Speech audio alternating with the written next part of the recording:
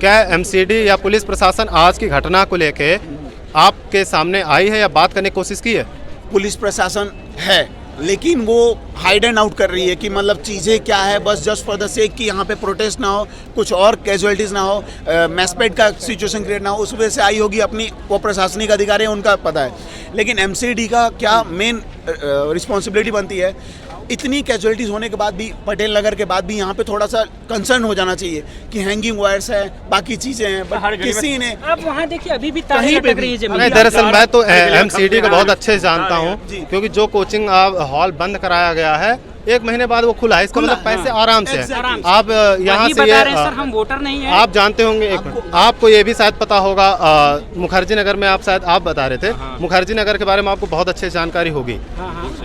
दृष्टि IAS basement में अपनी कोचिंग चलाती है, क्या उसके बारे में आप बोलेंगे? मैं दृष्टि पढ़ा नहीं हूँ सर। दृष्टि की बात छोड़िए भैया, इस गोल चक्कर से लेके उस शंकर रोड तक के गोल चक्कर तक सारी बिल्डिंगों में बेसमेंट है, किसी में कोचिंग चल रही है, किसी में लाइब्रेरी चल रही है, हर एक बिल्डिंग में। तो ये एमसीडी को दिखाई नहीं देता। एमसीडी के ट्रक घूमते रहते हैं, वो जो रेडी लगाते हैं ना, उन्हें उठा उठा के परेशान करते हैं, उनसे पैसे ले लेके, नहीं इनसे भी लेते, उनसे दिन दहाड़े आप बताइए। दिखाई सबको देता है, वो कैसे उनको पैसे, भाई समझ रहे हो आप, वो अंदर ही अंदर जो हिडन वो लोग ले रहे हैं, कैसे लेंगे, कैसे करेंगे?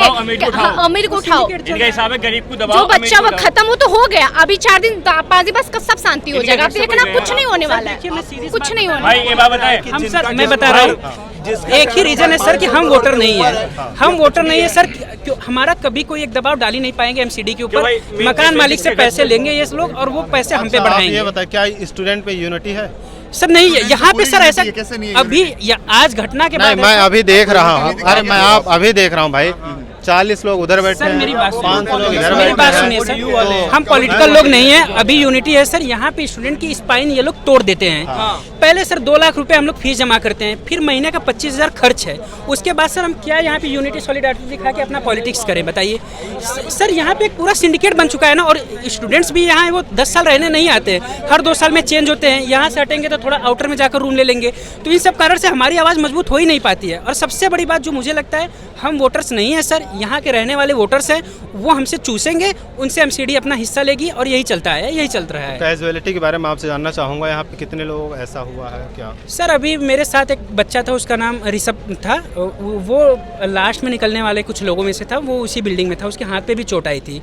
उसने बोला था कि 5 के अराउंड लोग मेरे पीछे रह गए थे, तो 5 के अराउंड लोग उसने बताया था मुझे। शायद आपने सुना ना हो, अभी गवर्नमेंट की तरफ से आया, पुलिस प्रशासन ने बताया कि 8 लोगों का कंफर्म हुआ है। एक्चुअली 3 कह रहे हैं। एक्चुअली क्या हुआ सर, मैं भी कल यहीं भी था, सबको यहाँ पे बैरिकेडिंग लगाकर इन्होंने रोक दिया था, मैं तो खुद ही अंदर था। मुझे डिजास्टर वालों ने कल बोला था, यहाँ पे डिजास्टर वालों के साथ ही मैं बैठा था, कि 8 के करीब लोग हैं। वो आपकी डिमांड्स क्या होंगी प्रशासन से इस टाइम पे? डिमांड हुई होगी जो वो भाई हमें जस्टिस दे, जो मांग है वो फुलफिल करें। यहाँ बच्चों जो भी परेशान है, पूरे हम जिसका मेंस है, प्रीलिम्स है, सब तो परेशान उसमें बच्चे हैं ना, तो उनका वांट फुलफिल करें। आ रहे हैं, देख के जा रहे, ये नहीं होगा ना। मांग आपने रखा है या नहीं? लाइब्रेरी बंद हुआ है बेसमेंट में, जो बेसमेंट लाइब्रेरी बंद है, जो बच्चे रह रहे हैं लाइब्रेरी बंद करवाएं। इमीडिएट डिमांड तो ये है कि जिस फैमिली को ये लॉस बेयर करना पड़ रहा है, उन्हें एक बहुत रिस्पेक्टफुल कंपनसेशन गवर्नमेंट की तरफ से मिलना चाहिए। नहीं मिलेगा, नहीं मिलेगा वो नहीं, मिलना चाहिए। इसमें कोई इफ एंड बट नहीं होना चाहिए। और इस बात का सबसे ज़्यादा ख्याल रखना चाहिए कि सिर्फ इस इंसिडेंट को एक ऐसे नहीं देखना चाहिए कि ये हो गया, चलो ठीक है, अब हमने इसकी भरपाई कर दी। इसका आगे कुछ ऐसा रिपीट ना हो किसी भी कोचिंग इंस्टीट्यूट में, किसी भी लाइब्रेरी में, और किसी भी बच्चे के साथ जो किसी बेसमेंट में किसी भी रूम लेके रह रहा है या पीजी में शेयरिंग में रह रहा है, उसके साथ ना हो। इसकी पूरी तरीके से कार्रवाई एमसीडी को, दिल्ली गवर्नमेंट को और सेंट्रल गवर्नमेंट को, क्योंकि यहाँ पे सेंट्रल गवर्नमेंट के भी रूल्स बहुत सारे चलते हैं और ये आपस में एक दूसरे का ब्लेम गेम खेलते हैं। कल न्यूज़ में सबसे ब्लेम गेम चल रहा था, बीजेपी वाले आगे कह रहे हैं आपकी गलती, आप वाले कह रहे हैं बीजेपी 15 साल थी, उन्होंने क्या करा, कांग्रेस इतने साल थी, उन्होंने क्या करा। तो यहाँ पे सबसे बड़ा इशू है ब्लेम गेम का। ब्लेम गेम नहीं होना चाहिए। बच्चों की सिक्योरिटी, सेफ्टी और वो जो यहाँ पे उनके पेरेंट्स का विश्वास है, जिसके साथ वो बच्चों को यहाँ भेज रहे हैं, वो कायम बना रहना चाहिए। और बच्चों के अंदर एक ट्रस्ट फैक्टर कोचिंग की तरफ से बिल्डअप होना चाहिए। आज की डेट में अभी तक भी देख लीजिए, किसी भी कोचिंग इंस्टीट्यूट का कोई भी फैकल्टी, कोई भी टीचर ये नहीं कहने आया कि हम आपके साथ हैं। अब ठीक है, जो हो गया सो हो गया, उसमें तो कुछ अंडू किया नहीं जा सकता, बट हम आगे के लिए ऐसे ख्याल रखेंगे, ये करेंगे। दिन भर टेलीग्राम पे कोर्स लॉन्च हो रहे हैं धड़ाधड़। वाजीराम वाले अपने सी सेट, कल हमारा सी सेट है, आके लो, जो 50 बच्चे पहले आएंगे उन्हें 25% और डिस्काउंट है। यहाँ बच्चे मर रहा है, वहाँ वो कह रहे हैं कि जल्दी आके एडमिशन लो, 25% डिस्काउंट देंगे, और हो सकता है कुछ कल बच्चे जाके एडमिशन भी ले लें। मैं इसका मतलब संस्थानों को सिर्फ पैसे से मामला है, स्टूडेंट की जान से नहीं। बिल्कुल। अभी आप कोचिंग कमोडिटी बन गए हैं, एक कमोडिटी बन गए हैं और कमोडिटी की तरह ट्रीट किया जा रहा है, बस उसके अलावा कुछ नहीं है। क्यों नहीं किसी के जू रेंगरी जिनके यहाँ पे इन्वेस्टमेंट हो रखे हैं कि भाई जिनकी वजह से वो कमा रहे हैं, वो हम बच्चे हैं, और हम बच्चों को उन्होंने अपने हाल पे छोड़ दिया। मर गए, ठीक है, यहाँ सुबह से पागल हो रहे हैं, इतनी धूप है, गर्मी है, कोई आके खड़ा तो होके दिखाए यहाँ पे 10 मिनट। वहाँ पे वो बच्चे मोमबत्ती के चारों तरफ बैठे हुए हैं, क्या घुटन महसूस हो रही है उन्हें, कोई बैठ के तो दिखाए वहाँ पे, कोई टीचर बैठ के दिखाए। बड़े बड़े नाम है ये, अवध ओझा, दृष्टि के विकास दिव्य कीर्ति, यूट्यूब पे आके ऐसी लुभावनी बातें और हीरो बनते हैं। कहाँ है ये हीरो? ये 1 नंबर के चोर और घटिया किस्म के इंसान हैं जो यूट्यूब पे अपनी फेस वैल्यू चमकाते हैं, और जब यहाँ बच्चे मर रहे हैं। मैं एक स्टूडेंट हूँ, मैंने अपना कोर्स कंप्लीट करा है, मैं यहाँ पे कंटिन्यू कर रहा हूँ। मेरे पेरेंट्स वरीड हैं कि भाई अब तुम्हारा कोर्स हो गया, आओ वापसी, क्यों रह रहे हो वहाँ पे?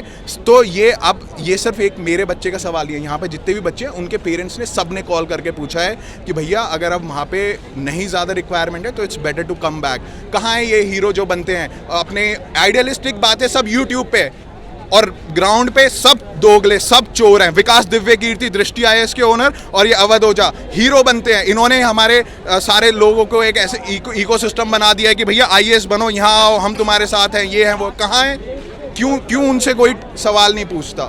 क्यों ये जो वाजीराम के और राव आईएएस के जो हेड हैं, टीचर्स हैं, कोई तो आए यहाँ पे बच्चों के पास? कोई क्यों नहीं आ रहा यहाँ पे? क्यों नहीं आ रहा? हम कोई गुंडे हैं, बदमाश हैं, या हम कोई टेररिस्ट हैं जो हमसे उन्हें जान का खतरा है? आके बात तो करें। मतलब अभी हम प्रोटेस्ट कर रहे हैं, मुझे नहीं लगता कि कहीं और इतना पीसफुली प्रोटेस्ट भी हुआ होगा। तो अभी तक आपको कोई फैकल्टी आपसे संपर्क साधने को आप अभी संस्थानों को क्या किसी ने भी अभी इस तरह की कोई एमसीडी के चेयरमैन को बुलाया जा रहा था, डीसीपी सर ने उनसे फोन पे बात कराई। अब एक बात बताओ, एमसीडी का चेयरमैन आ नहीं सकता यहाँ पे? इतने स्टूडेंट प्रोटेस्ट कर रहे हैं, वो इतने उनके पास टाइम नहीं है कि फोन पे बात कर रहे हैं। कोई नहीं आई है। ये चीज गलत है या सही है? नहीं, ये तो गलत है। देखिए, प्रशासन से अभी कौन आपसे बात करने आया? कोई जानकारी? डीसीपी सर से बात हुई, एम हर्षवर्धन से, उन्होंने एमसीडी के चेयरमैन से बात करे, वो फोन पे बात कर रहे हैं, बोला मैं आ नहीं सकता, नहीं आ सकते। मतलब यहाँ पे पूरा रोड जाम किया था दोपहर में। जान की कोई वैल्यू नहीं है। अब पब्लिक वही है ना, लॉ एंड ऑर्डर ब्रेक नहीं करना चाहते हम साइलेंट पीसफुल प्रोटेस्ट करना चाह रहे हैं, लेकिन वो आना नहीं चाह रहे। तो एमसीडी से ना कोई आया, ना कोचिंग इंस्टीट्यूट से कोई आया।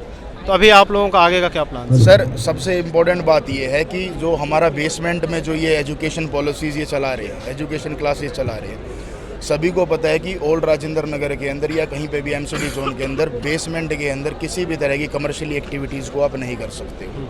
2017 का एक इंसिडेंट बताता हूँ मैं। 2017 के अंदर एमसीडी ने यहाँ पर जितने भी कमर्शियल बेसमेंट चल रहे हैं उनको सील किया था।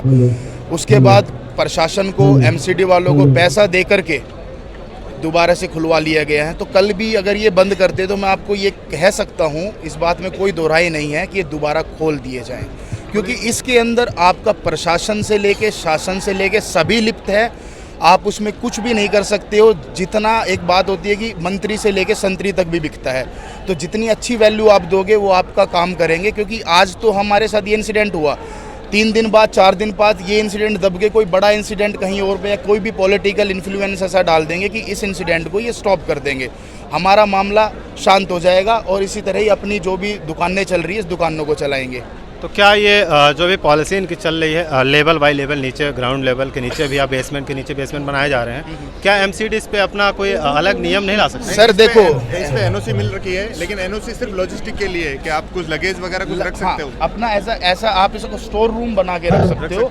लेकिन ये क्या करते हैं कि 30-30, 40-40 हज़ार में अंदर की तरफ आपको रेंट पे दे देंगे।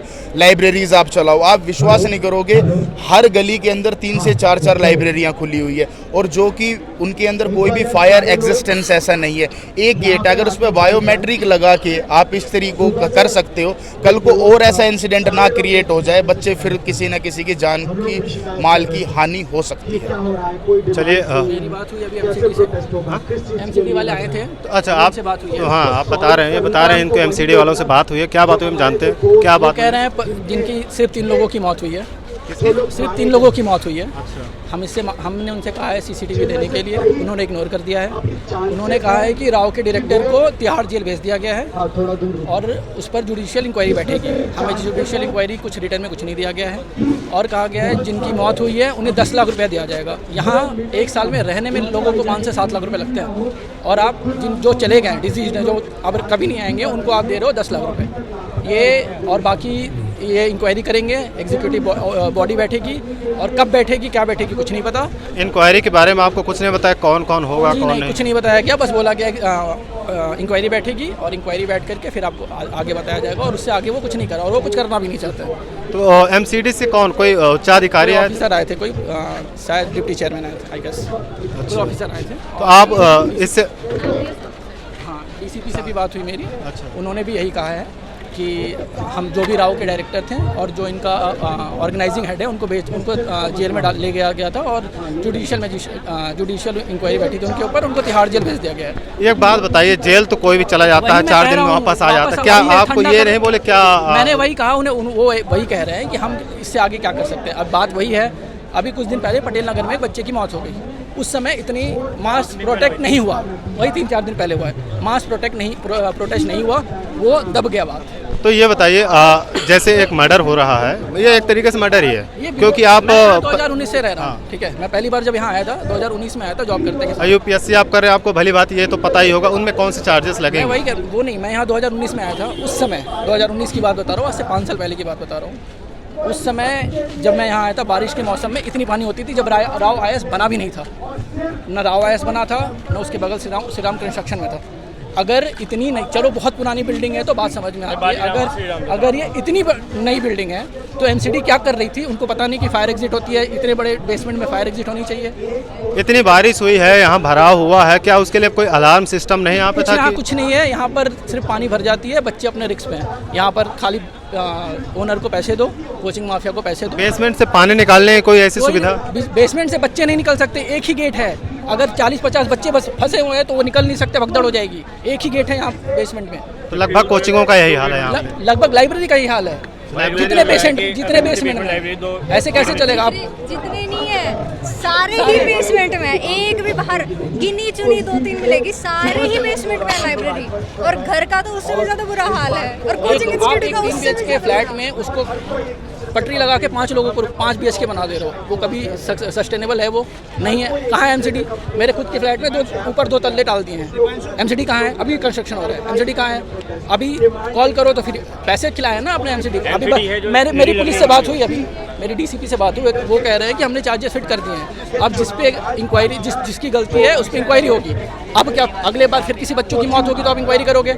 आप तो जिनको हम खो चुके हैं उनके लिए क्या? वही तो वो कह रहे हैं 10 लाख रुपए देंगे उनको। 10 लाख में क्या होता है? 7 लाख यहाँ 7 से 10 लाख तो हम यहाँ 1 साल में रहने का लगता है। ठीक है, क्या यूपीएससी स्टूडेंट जितने भी हैं 10 अगर लाख रुपए दे देंगे, एमसीडी वाले अपनी नौकरी छोड़ने के तैयार हैं? आपने बात बोला सर, किसी भी इंसान 10 लाख हम दे रहे हैं, आप अपनी नौकरी वो नहीं छोड़ेंगे। अरे वो बात ही नहीं कर रहे, सिर्फ सुन रहे हैं। नौकरी नहीं छोड़ता कि आप जान के 10 लाख रुपए दे रहे हैं, कितनी ये निम्न स्तर की सोच है, आप यही बता सकते हैं। 10 लाख देखिए, 1 साल में यहाँ पे लगभग बता रहे हैं कि 10 लाख रुपए तक का एक इंसान का खर्चा हो जाता है, 7 से